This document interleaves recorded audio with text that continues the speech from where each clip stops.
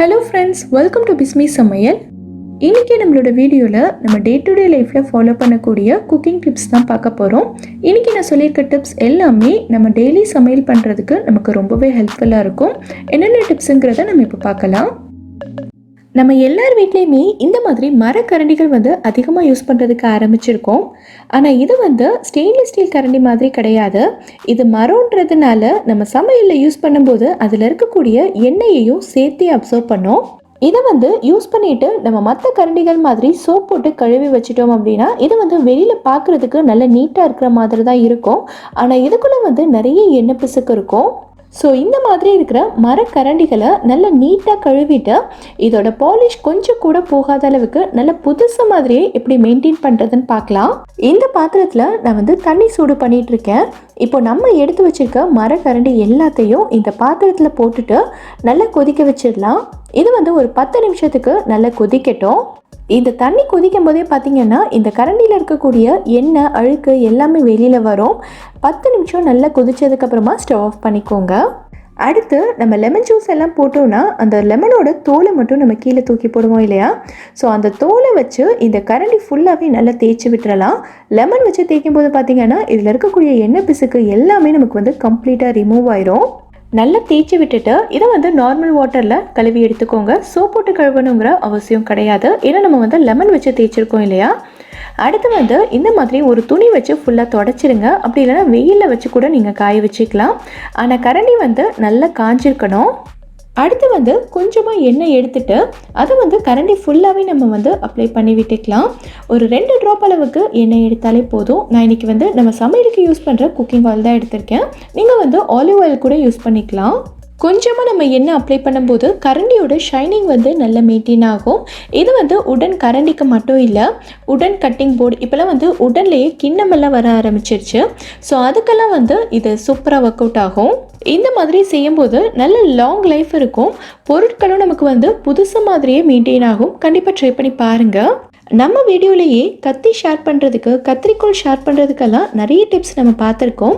ஆனால் இப்போ நெகவெட்டியை எப்படி ஷேர் பண்ணுறதுன்னு தான் பார்க்க போகிறோம். எல்லா வீட்லேயுமே கண்டிப்பாக 3-4 நெகவெட்டியாக தான் இருக்கும். ஆனால் எல்லாத்தையுமே நம்ம யூஸ் பண்ண மாட்டோம். ஏதாவது ஒன்று தான் ஷார்ப்பாக இருக்கும், அதை தான் யூஸ் பண்ணுவோம் இல்லையா? ஸோ இப்போ நான் சொல்ல போகிற டிப்பை வச்சு நீங்கள் மற்ற எல்லா நெகவெட்டியுமே ஷார்ப் ஆக்கிக்கலாம். எப்படிங்கிறத பார்க்கலாம். இதுக்கு நம்ம யூஸ் பண்ண போகிறது டேப்லெட்டோட கவர் தான். இதுக்கு பிளாஸ்டிக்கில் இருக்கிற டேப்லெட் கவர் எல்லாம் செட் ஆகாது. இந்த மாதிரி அலுமினியத்தில் இருக்கிறது மட்டும்தான் நம்ம யூஸ் பண்ண முடியும். இப்போது இந்த கவரை நம்ம கிட்ட இருக்கிற நெகவெட்டியை வச்சு நம்ம குட்டி குட்டியாக கட் பண்ணிக்கலாம்.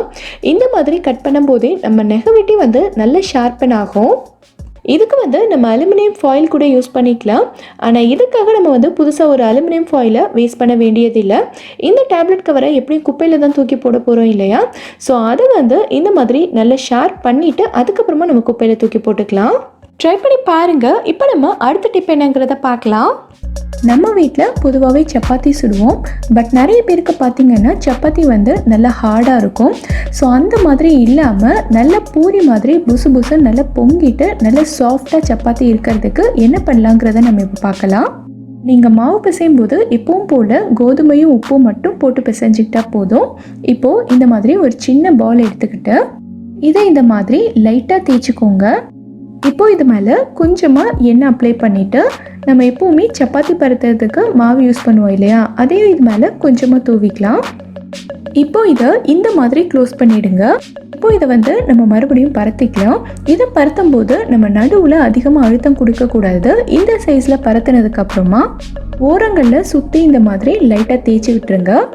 இப்போது இதை நல்ல சூடான தோசைக்கல்லில் போட்டுட்டு உடனேவே எண்ணெய் சேர்க்கக்கூடாது. ஒரு பக்கம் திருப்பி விட்டதுக்கு அப்புறமா இது மேலே நம்ம எண்ணெயோ இல்லைன்னா நெய்யோ அப்ளை பண்ணிக்கலாம். இந்த மாதிரி லைட்டாக ப்ரெஸ் பண்ணி விட்டிங்கனாலே போதும். நம்ம சப்பாத்தி நல்லா பொங்கி புசு புசுன்னு பூரி மாதிரி நல்ல சாஃப்டாக வந்துடும். இப்போ பிச்சு காட்டுறேன் பாருங்கள். இந்த அளவுக்கு நல்ல சாஃப்டாக லேயராக ரொம்ப சூப்பராக வரும். நீங்கள் இதை கண்டிப்பாக ட்ரை பண்ணி பாருங்கள். நம்மள நிறைய பேருக்கு பார்த்தீங்கன்னா சாம்பார் சாப்பிடும்போது கேஸ்ட்ரிஸ் ப்ராப்ளம்ஸ் இருக்கும், வயிறு வலிக்கும், ஏப்பம் வரும், இந்த மாதிரி பிரச்சனைகள்லாம் இருக்கும். ஸோ அதெல்லாம் வராமல் இருக்கிறதுக்கு நம்ம சாம்பார் செய்யும்போது துவரம்பருப்பை லைட்டாக வறுத்துக்கங்க. வறுக்கும் போது ஸ்டவ்வை நல்ல லோ ஃப்ளேமில் வச்சுட்டு தான் வறுத்துக்கணும். லைட்டாக வறுத்துட்டு இந்த பருப்பை வந்து நல்லா கழுவி எடுத்துக்கோங்க. பருப்பு வேகிறதுக்கு தேவையான அளவுக்கு தண்ணி சேர்த்துட்டு கொஞ்சமாக மஞ்சள், உப்பு, பெருங்காயத்தூள் கூடவே 2 பல்லு பூண்டு சேர்த்து வேக வச்சுட்டு நம்ம சாம்பார் செய்யும்போது கேஸ்ட்ரைட்டிஸ் ப்ராப்ளம் கம்மி பண்ணலாம். இதை ட்ரை பண்ணி பாருங்கள். நம்ம குழம்பு செய்யும்போதோ இல்லைனா பொரியல் செய்யும்போதோ பார்த்திங்கன்னா சில சமயங்களில் உப்பு அதிகமாக போயிடும். ஸோ அந்த நேரத்தில் நம்ம உப்பை எப்படி கம்மி பண்ணுறதுன்னு பார்க்கலாம். கொஞ்சமாக பொட்டுக்கடலை எடுத்து மிக்ஸி ஜாரில் சேர்த்து நல்லா பவுடர் பண்ணிக்கலாம். பார்த்திங்கன்னா இந்த மாதிரி நல்லா நைஸாக அரைச்சிக்கோங்க. இப்போ இதை நம்ம கடைசியாக பொரியலில் சேர்த்து நல்லா கலந்து விடும்போது உப்போட லெவல் வந்து நமக்கு நல்லா கம்மியாயிரும். இந்த மாதிரி செய்யும்போது நம்ம பொரியலோட டேஸ்ட்டும் நல்லா சூப்பராக இருக்கும். இந்த பவுடரை நீங்கள் கொஞ்சமாக தண்ணி சேர்த்து கரைச்சிட்டு குழம்புலையும் சேர்த்துக்கலாம். குழம்புல இருக்க உப்போட லெவலும் கம்மியாயிரும். அடுத்ததாக இந்த டிப் வந்து நம்மள நிறைய பேருக்கு ரொம்ப ரொம்ப யூஸ்ஃபுல்லாக இருக்கும். என்னென்னா நம்ம கடுகு தாளிக்கும் போது கடுகு பொரிஞ்சு நம்ம க்ளீன் பண்ணி வச்சுருக்க அடுப்பு எல்லாத்தையுமே ஸ்பாயில் பண்ணிடும். ஸோ அந்த மாதிரி ஆகாமல் இருக்க ஒரு சூப்பரான ஐடியா இருக்குது. எண்ணெய் சூடானதும் கடுகு சேர்த்துட்டு கூடவே கொஞ்சமாக மஞ்சள் தூளும் சேர்த்துருங்க. இந்த மாதிரி நம்ம செய்யும்போது கடுகு வெடித்து எண்ணெயிலேருந்து வெளியில் வராது. பட் கடுகு பொரியாதோ நீங்கள் நினச்சிக்காதீங்க. கடுகு பொரியும், ஆனால் மற்ற எல்லா இடத்துலையுமே தெரிக்காமல் எண்ணெய்க்குள்ளவே இருக்கும். முட்டை வேக வைக்கும்போது பார்த்திங்கன்னா சில சமயங்களில் முட்டையில் இந்த மாதிரி விரிசல் இருந்ததுன்னா நம்ம வேக வைக்கும்போது எல்லாமே வெளியில் வந்து தண்ணி ஃபுல்லாக ஸ்பாயில் ஆயிரும். ஸோ அந்த மாதிரி ஆகாமல் இருக்க என்ன பண்ணலாங்கிறத பார்க்கலாம். இன்றைக்கி நான் எடுத்திருக்க முட்டையில் பார்த்திங்கன்னா இந்த மாதிரி நல்ல கிராக் விழுந்திருக்கு. இந்த பாத்திரத்தில் நான் தண்ணி வச்சுருக்கேன். தண்ணி நல்லா சூடானதுக்கு அப்புறமா நான் இந்த முட்டையை உள்ளே சேர்த்துக்கிறேன். முட்டை சேர்த்த உடனேயே கொஞ்சமாக வினிகரும் சேர்த்துக்கிறேன். இந்த மாதிரி நம்ம கொஞ்சமாக வினிகர் சேர்த்து வேக வைக்கும் போது முட்டையில் விரிசல் இருந்தாலுமே முட்டை வந்து வெளியில் வராது, நல்லா சூப்பராக வெந்து வரும். ஒரு 10 நிமிஷம் நல்லா வெந்துருச்சு. ஆறுனதுக்கு அப்புறமா நான் உரிச்சு காட்டுறேன் பாருங்கள். இந்த அளவுக்கு கிராக் விழுந்திருக்கு. பட் முட்டை வந்து வெளியில் வரவே இல்லை. எவ்வளோ சூப்பராக உரிக்க வருது பாருங்கள். சில சமயங்களில் முட்டையை உடைக்கும் போது இந்த மாதிரி கீழே கொட்டிடும்.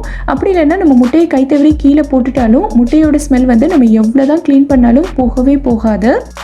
அந்த மாதிரி டைமில் நம்ம என்ன பண்ணணும்னா டக்குன்னு உப்பு எடுத்து முட்டை மேலே இந்த மாதிரி ஃபுல்லாக தூவி விட்டுருங்க. இந்த உப்பு வந்து இது எல்லாத்தையும் அப்சர்வ் பண்ணிடும்.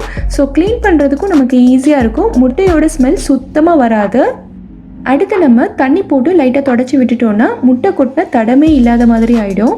சில சமயங்களில் சிக்கன் க்ளீன் பண்ணும்போது பார்த்திங்கன்னா நம்ம தண்ணியில் எவ்வளோ தான் அலசி எடுத்தாலுமே சிக்கனில் இருக்க கவுச்சி வடை வந்து போகாமல் இருக்கும். அந்த மாதிரி டைமில் என்ன பண்ணலான்னா 1 டேபிள் ஸ்பூன் அளவுக்கு கார்ன்ஃப்ளவர் சேர்த்து இதை வந்து நல்லா கலந்து விட்டுருங்க. இது வந்து ஒரு 5 நிமிஷத்துக்கு அப்படியே இருக்கட்டும். 5 நிமிஷத்துக்கு அப்புறமா நம்ம கழுவி எடுத்தோம்னா அந்த கவுச்சி வடை சுத்தமாக வராது. அடுத்து நம்ம எப்பயும் போல் இந்த சிக்கனை சமைச்சிக்கலாம். நம்ம வீட்டில் பார்த்திங்கன்னா முந்தின நாள் செஞ்சு மீந்து போன சாதம் இருக்கும். அந்த சாதத்தை நம்ம ஃப்ரிட்ஜில் எடுத்து வச்சுருப்போம். அது பார்த்திங்கன்னா இந்த மாதிரி நல்ல விதையாக இருக்கும். ஸோ இந்த சாதத்தை மறுபடியும் சூடு பண்ணி நல்ல ஃப்ரெஷ்ஷாக இப்போ தான் வடித்த புது சாதம் மாதிரி நம்மளால் செய்ய முடியும்.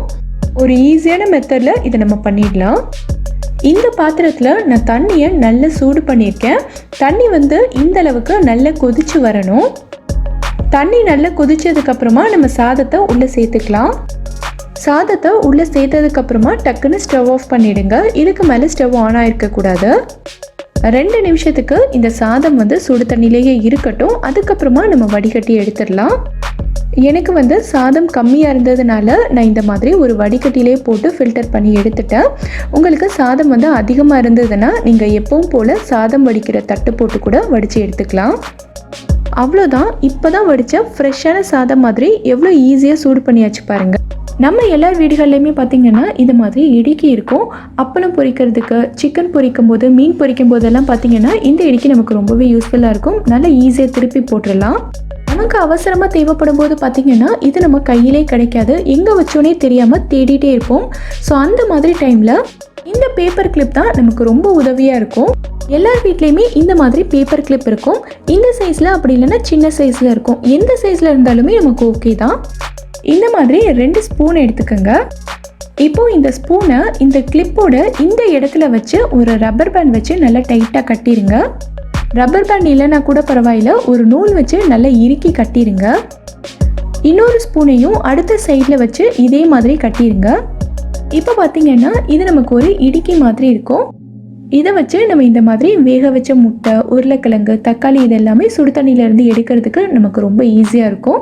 இந்த ஸ்பூனுக்கு பதிலாக நம்ம வந்து ஃபோர்க் வச்சு கூட செஞ்சுக்கலாம். ஸோ அப்போ வந்து நமக்கு நூடுல்ஸ் எல்லாம் சர்வ் பண்ணுறதுக்கு ரொம்ப ஈஸியாக இருக்கும். நம்ம எல்லார் வீட்லேயுமே பார்த்தீங்கன்னா இந்த மாதிரி மொபைல் சார்ஜர் இருக்கும். மொபைல் சார்ஜர்னு மட்டும் கிடையாது, நான் இப்போ சொல்ல போகிற டிப் வந்து டேப், ஹெட்ஃபோன்ஸ் இந்த மாதிரி எல்லா ஒயர்ஸ்க்குமே பொருந்தும். இந்த இடத்துல தான் நம்ம வந்து ஃபோன் கனெக்ட் பண்ணுறதுனால பெரும்பாலும் இந்த இடம் தான் பிஞ்சு போயிருக்கும். ஸோ நம்ம சார்ஜரில் இந்த மாதிரி பிய்யாமல் இருக்கிறதுக்கு நம்ம என்ன பண்ணலாங்கிறத பார்க்கலாம். நம்ம எல்லார் வீட்லேயுமே இந்த மாதிரி டைப்பில் பேனா இருக்கும். இந்த பேனாக்கு உள்ளே பார்த்தீங்கன்னா இந்த மாதிரி டைப்பில் ஸ்ப்ரிங்கு கொடுத்துருப்பாங்க. ஸோ இந்த மாதிரி எல்லாம் நம்மளோட சார்ஜர் பிஞ்சு போகாமல் இருக்கிறதுக்கு நம்ம என்ன பண்ணலாங்கிறத பார்க்கலாம். நம்ம சார்ஜர் புதுசாக இருக்கும் போதே இந்த மாதிரி ஒரு ஸ்ப்ரிங் எடுத்து நம்ம சார்ஜரில் மாட்டி விட்டுறலாம். பெரும்பாலும் ஃபோன் கனெக்ட் பண்ணுற இடத்துல தான் நமக்கு வந்து பியும். ஸோ இந்த இடத்துல தான் நம்ம வந்து இந்த ஸ்ப்ரிங்கை மாட்டிக்கணும். இந்த ஒயரோட இன்னொரு எண்டு பார்த்தீங்கன்னா நமக்கு ப்ளக் பாயிண்டில் மாட்டியிருக்கும். ஸோ அது வந்து ஸ்ட்ரைட்டாகவே இருக்கிறதுனால இந்த பக்கம் அந்த பக்கம் வளையாது. ஸோ பியறதுக்கு சான்ஸ் இல்லை. மொபைல் கனெக்ட் பண்ணுற இந்த எண்டு தான் நம்ம வந்து அடிக்கடி வளைச்சிட்டே இருப்போம். ஸோ இது வந்து ஈஸியாக பிஞ்சிரும். அதனால இந்த இடத்துல தான் நம்ம வந்து ஸ்ப்ரிங்கு மாட்டிக்கணும். இப்போ ஸ்ப்ரிங் மாட்டினதும் பார்த்தீங்கன்னா இந்த ஒயர் நமக்கு வளையவே வளையாது, ஸ்ட்ரைட்டாக தான் இருக்கும். ஸோ இனிமேல் வந்து பியறதுக்கு சான்ஸ் இல்லை. இந்த டிப்பை நீங்களும் ஃபாலோ பண்ணி பாருங்கள், ரொம்பவே எஃபெக்டிவாக இருக்கும். இந்த மாதிரி எக்ஸ்டெண்டர் பார்த்தீங்கன்னா நம்ம எல்லார் வீட்லேயுமே இருக்கும். இதை வந்து நம்ம என்ன தான் சுற்றி வச்சாலும் சரி மறுபடியும் கலண்டுட்டே தான் வரும். ஒன்றோட ஒன்று பின்னிக்கிட்டு எடுக்கிறதுக்கே ரொம்ப கஷ்டமாக இருக்கும். இந்த எக்ஸ்டெண்டரை மறுபடியும் பிரிஞ்சிட்டு வராத மாதிரி ஒரு சூப்பரான மெத்தடில் நம்ம மாட்டி வைக்கலாம். எப்படிங்கிறத இப்போ பார்க்கலாம்.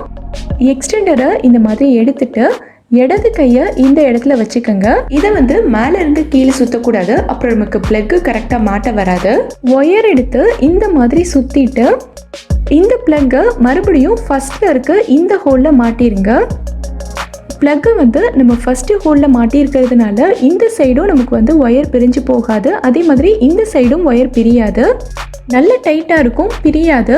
இந்த பிளக்கை வந்து நீங்கள் செகண்டில் இருக்க ஹோலில் மாட்டினீங்கன்னா முன்னாடி இருக்கிற ஒயர் எல்லாம் பிரிஞ்சிடும். ஸோ எப்போவுமே ஃபர்ஸ்ட்டில் இருக்க ஹோலில் மாட்டிக்கங்க. இதே மாதிரி நீங்கள் எல்லா எக்ஸ்டெண்டரையுமே சுற்றி வச்சுக்கோங்க. எவ்வளோ நாள் ஆனாலும் இது வந்து பிரிஞ்சு வராது. நம்ம தேவைப்படும் போது டக்குன்னு எடுத்து யூஸ் பண்ணிக்கலாம். நம்ம பொதுவாகவே வீட்டில் முட்டை வந்து ஆம்லேட்டோ இல்லை ஹாஃப் பாயிலோ போடுவோம். அந்த டைமில் பார்த்திங்கன்னா இது வந்து நமக்கு ட்ரையாக இருக்கும், அப்படி இல்லைன்னா சாஃப்டாகவே இருக்காது. அந்த டைமில் நம்ம என்ன பண்ணலான்னா, நம்ம கல்லிலேருந்து எடுக்கும்போது லைட்டாக இந்த கல் மேலே தண்ணி தெளிச்சிட்டு எடுத்தோன்னா இந்த முட்டை வந்து நல்ல சாஃப்டாக இருக்கும், ரொம்ப நேரத்துக்கு ட்ரை ஆகாமலும் இருக்கும். இந்த டிப்பை நீங்கள் ட்ரை பண்ணி பாருங்கள். இன்றைக்கி நான் சொல்லியிருக்க டிப்ஸ் எல்லாமே உங்களுக்கு ரொம்பவே யூஸ்ஃபுல்லாக இருக்கும்னு நம்புகிறேன்.